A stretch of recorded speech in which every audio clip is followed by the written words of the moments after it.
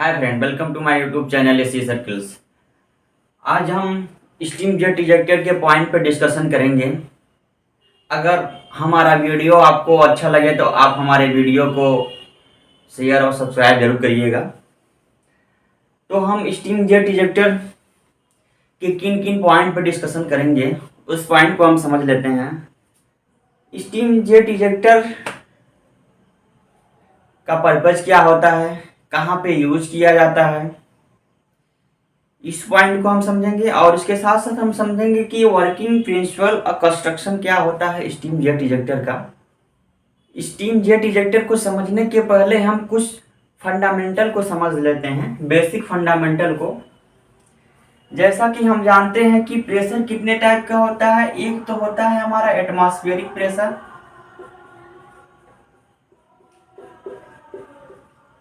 Second number पे होता है गेज प्रेशर,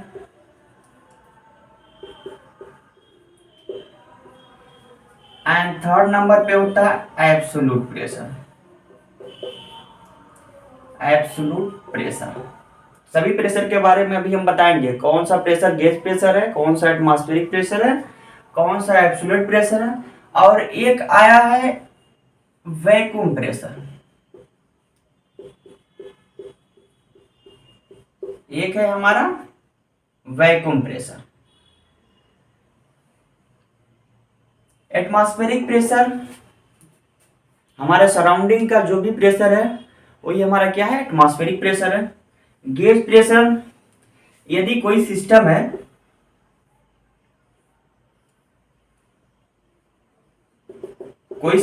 कोई रिएक्टर है, कोई भी इक्विपमेंट है, इसमें एक गेज लगा दें, प्रेशर गेज। इसमें जो रीडिंग दिखाएगा, इसका जो रीडिंग वैल्यू होगा,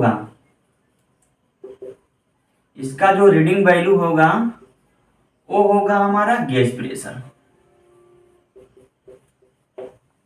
ये हो गया हमारा गेज प्रेशर। एब्सोल्यूट प्रेशर क्या होता है? अब ये जो गेज प्रेशर है, ये जो सिस्टम का जो प्रेशर शो कर रहा है, उस प्रेशर को और एटमॉस्फेरिक प्रेशर को यदि जोड़ दिया जाए, मतलब absolute pressure is equal to क्या हो जाएगा हमारा, atmospheric pressure plus gauge pressure. ये हो गया हमारा एब्सोल्यूट प्रेशर।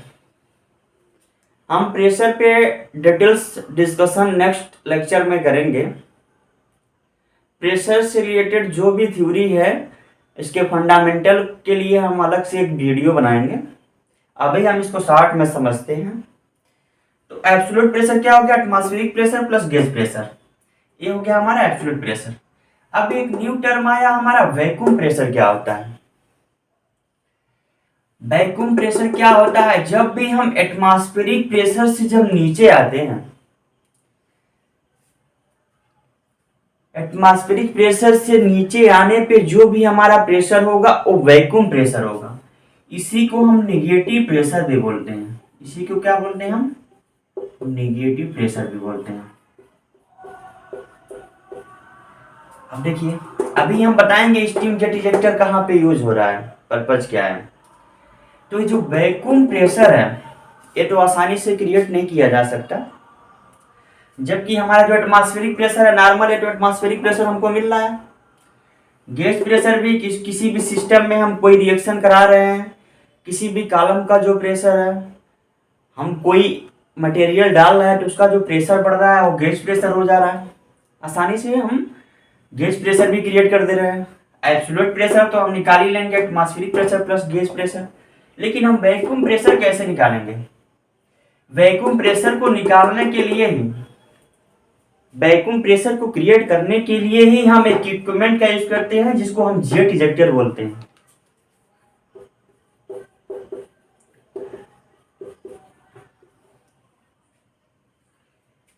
स्टीम नाम इसलिए दे रहे हैं, ये एज ए मोटी फ्लूइड के रूप में यूज किया जाता है। मोटी फ्लूइड, इसके जगह दूसरा फ्लूइड भी यूज कर सकते हैं। हम मैक्सिमम जो केमिकल इंडस्ट्री में, चाहे वो डिस्टिलेशन कॉलम हो, चाहे इवापरेटर हो, चाहे क्रिस्टलाइजर हो, चाहे वैक्यूम डिएरेटर हो, कोई भी ऐसा इक्विपमेंट हो केमिकल इंडस्ट्री में, तो मैक्सिमम हम जो मोटी फ्लूइड के रूप में यूज करते हैं, स्टीम यूज करते हैं। इसलिए हम स्टीम जेट इजेक्टर के टॉपिक पे डिस्कशन करेंगे, क्या होता है, कैसे वैक्यूम क्रिएट कराया जाता है किसी भी इक्विपमेंट में।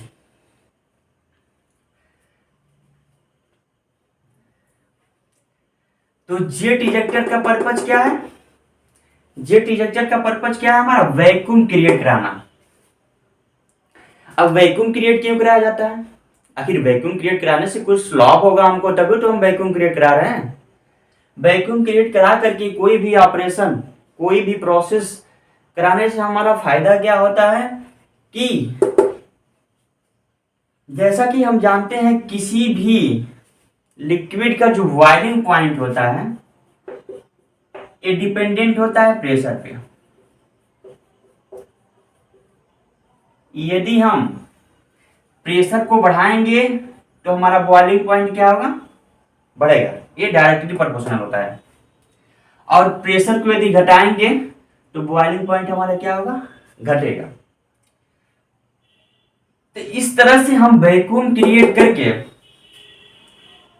हम बॉइलिंग पॉइंट को रिड्यूस करेंगे।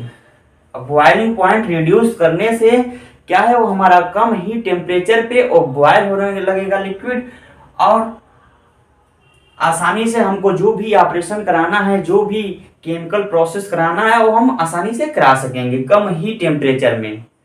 इससे क्या होगा, हमारा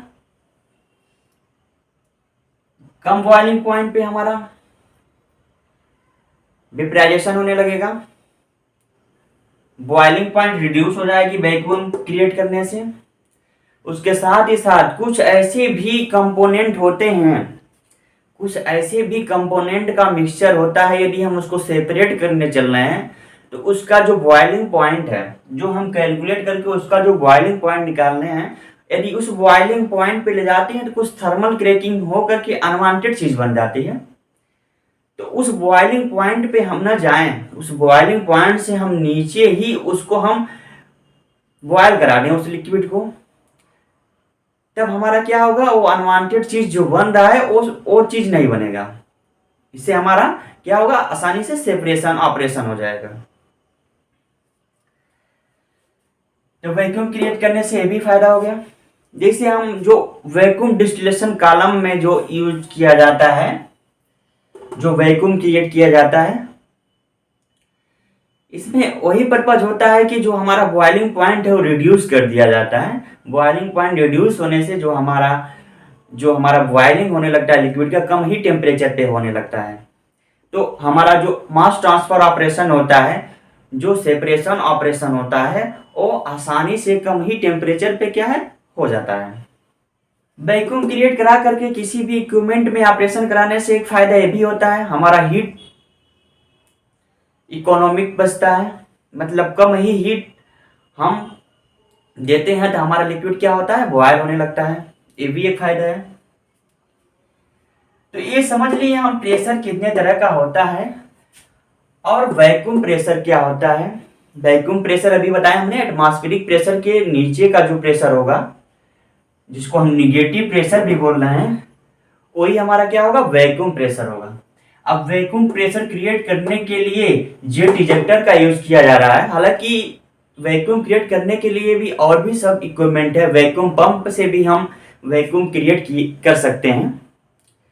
जेट इजेक्टर हमारा केमिकल इंडस्ट्री में बहुत ज़्यादा यूज किया जाता है। इसका रीजन यह है कि स्टैटिक इक्विपमेंट है, इसमें कोई भी रोटेटिंग इक्विपमेंट नहीं है, इसमें मेंटेनेंस चार्ज 0 है। आइए तब हम स्टीम जेट इजेक्टर के कंस्ट्रक्शन, वर्किंग और प्रिंसिपल को समझते हैं। यह है हमारा इजेक्टर। अभी हम बताएंगे किस तरह से यह काम करता है और किस प्रिंसिपल पे काम करता है। ये इजेक्टर है, इसके हम पहले पार्ट्स को समझ लेते हैं। ये है हमारा नोजल। नोजल्स के थ्रू हम क्या स्टीम को देंगे। स्टीम जो यूज किया जाता है या तो एलपी स्टीम होगा या तो एमपी। हाई प्रेशर का स्टीम नहीं यूज किया जाता है, मैक्सिमम एलपी स्टीम यूज किया जाता है। ये हमारा नोजल हो गया। इस सेक्शन को बोलते हैं कन्वर्जेंट सेक्शन, इसमें कन्वर्जन होता है। ये है हमारा थ्रोट, ये वेंचुरी के मॉडल की तरह दिखता है। यहाँ पे वेंचुरी एक्शन भी होता है, अभी हम बताएंगे। ये सेक्शन हो गया हमारा डाइवर्जेंट सेक्शन। अब यहां से हमारा प्रोसेस गैस, जिस भी इक्विपमेंट का हमको, जिस भी इक्विपमेंट में हमको वैक्यूम क्रिएट कराना है, वो जो है कि इक्विपमेंट यहां से जुड़ा होगा, चाहे वो डिस्टिलेशन कॉलम हो, चाहे वो इवापरेटर हो,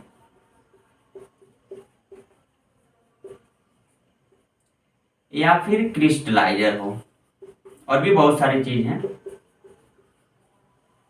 और भी बहुत सारे इक्विपमेंट हैं। हम बेसिक इक्विपमेंट को बता रहे हैं, या डिस्टिलेशन हो, या इवापरेटर्स हो, या क्रिस्टलाइजर हो। तो क्या है, यदि डिस्टिलेशन है, इसके जो ओवरहेड होगा, ओवरहेड से कुछ गैसेज निकलेंगी। सेपरेशन ऑपरेशन होने के बाद कुछ गैसेस होंगी, उसमें कुछ हाइड्रोकार्बन होंगे, लाइटर हाइड्रोकार्बन। यदि उस डिस्टिलेशन कॉलम में वैक्यूम क्रिएट कराना है, तो उसके टॉप से टाइपिंग होगी इस जेट इजेक्टर में। ये किस प्रिंसिपल पे काम करता है? ये बर्नौली थ्योरम पे काम करता है, बर्नौली थ्योरम।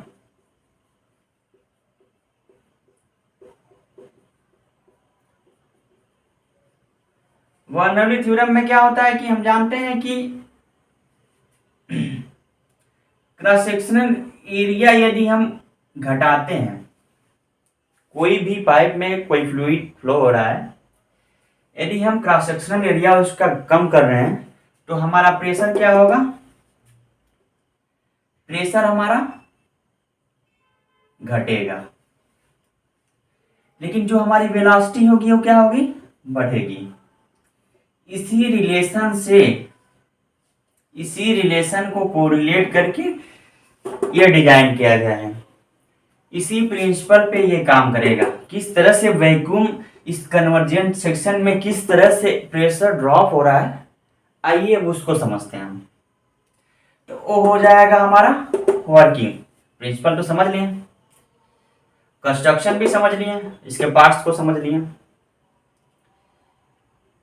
तो वर्किंग में आइए देखते हैं काम किस तरह से करता है। ये स्टीम नाजिल के थ्रू, ये नाजिल के थ्रू जो हम एलपी स्टीम दे रहे हैं, यहाँ पे नाजिल है, यहाँ पे क्रॉस सेक्शनल एरिया क्या है? बहुत ही कम है। यहाँ पे जो है कि ये जो स्टीम की जो वेलोसिटी होगी वो बहुत ज्यादा होगी। स्टीम की वेलोसिटी क्या होगी? बहुत ज्यादा होगी। तो वेलोसिटी ज्यादा होने से हमारा प्रेशर क्या होगा?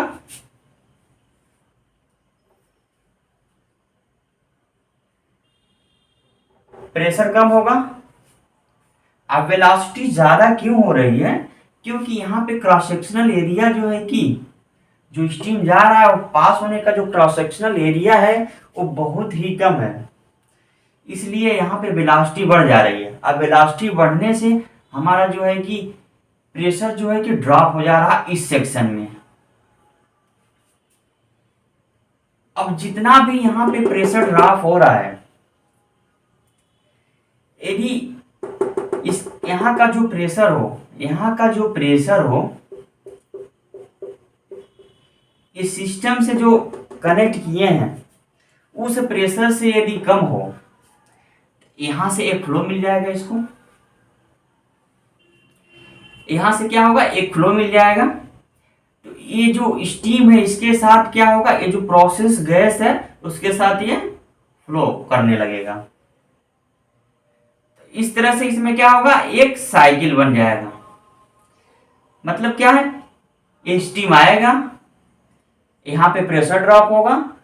प्रेशर ड्रॉप होने से जैसा कि हम जानते हैं फ्लूइड का फ्लो जो है कि हाई प्रेशर से लो प्रेशर की तरफ जाता है। यहाँ पे प्रेशर इतना ड्रॉप करना है ताकि यहाँ का जो प्रेशर है, जो हमारे सिस्टम का जो प्रेशर है, उससे ज़्यादा ना होने पाए। उससे ज़्यादा होगा तो हमारा वैक्यूम क्रिएट होगा ही नहीं, तो वैक आने लगेगा इधर। हालांकि इसका डिजाइन ऐसा रहता है, वैक नहीं आता है, बता रहे हैं। तो यहाँ का जो प्रेशर होगा वो प्रेशर इतना होना चाहिए ताकि इधर से फ्लो इधर हो सके, प्रोसेस गैस से स्टीम की तरफ फ्लो हो सके। तो यहाँ का प्रेशर ड्रॉप होने से प्रोसेस गैस जो है कि इसके साथ जो है कि स्टीम के साथ चला जाता है, जा करके ये जो थ्रोट है यहाँ पे आता, यहाँ पे दोनों मिक्सअप हो जाता है। दोनों मिक्सअप हो करके एक एवरेज वेलोसिटी से वो क्या है, डाइवर्जेंट सेक्शन में जाता है।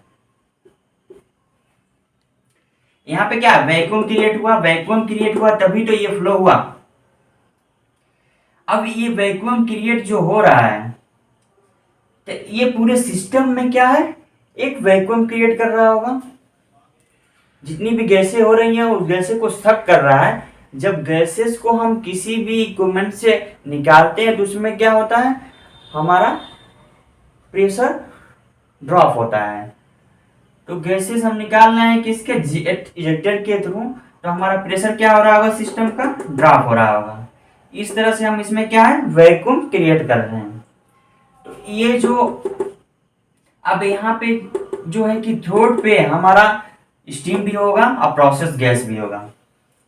अब स्टीम प्रोसेस गैस यहाँ आएंगी, फिर डाइवर्जेंट में जाएंगी। अब डाइवर्जेंट में क्या हो रहा है, यहाँ पे हम एक्सपेंशन करा करके प्रेशर को ड्रॉप किए थे, लेकिन यहाँ पे अब हम क्या करेंगे, डाइवर्जेंट में हम यहाँ पे क्रॉस सेक्शनल एरिया को बढ़ाएंगे। अब इसका उल्टा करेंगे, क्रॉस सेक्शनल एरिया बढ़ाने से हमारा प्रेशर क्या होगा, बढ़ जाएगा। वेलोसिटी क्या होगी, वेलोसिटी क्या होगी, कम हो जाएगी। इस तरह से हाई प्रेशर से क्या होगा, फ्लो डायरेक्शन इसको मिल जाएगा एक। तो इसमें जो है कि स्टीम और प्रोसेस गैस इसमें है, तो कुछ इसमें स्टीम की मात्रा भी होगी जो कंडेंस नहीं हुई होगी, कुछ नॉन कंडेंसेबल गैसेस भी होंगी जिसको इनर्ट गैस भी बोल सकते हैं, और कुछ प्रोसेस गैस भी होगी। प्रोसेस गैस इसमें से कुछ क्वांटिटी, यदि इसमें से कुछ क्वांटिटी जो कंडेंसेट होने वाली रहेगी उस टेम्परेचर पे, वो कंडेंसेट भी हो जाएगी। तो इस तरह से हमारा ये स्टीम जेट इजेक्टर काम करता है। अब इस डाइवर्जेंट से जो हमारा ये जो मिक्सचर एक जा रहा है, इसको हम ले जाएंगे कंडेंसर में, कंडेंस करेंगे। किसी स्टीम जेट इजेक्टर में कंडेंसर नहीं लगाया जाता है, बगैर कंडेंसर के ही हम स्टीम जेट इजेक्टर यूज कर रहे हैं वैक्यूम कराने के लिए। तो इस तरह से हम बोल सकते हैं steam jet ejector two type का होता है। एक होता है कंडेंसेबल स्टीम जेट इजेक्टर और non condensable steam jet ejector. उम्मीद करता हूं कि आप सभी को आज का हमारा जो टॉपिक था स्टीम जेट इजेक्टर समझ में आया होगा।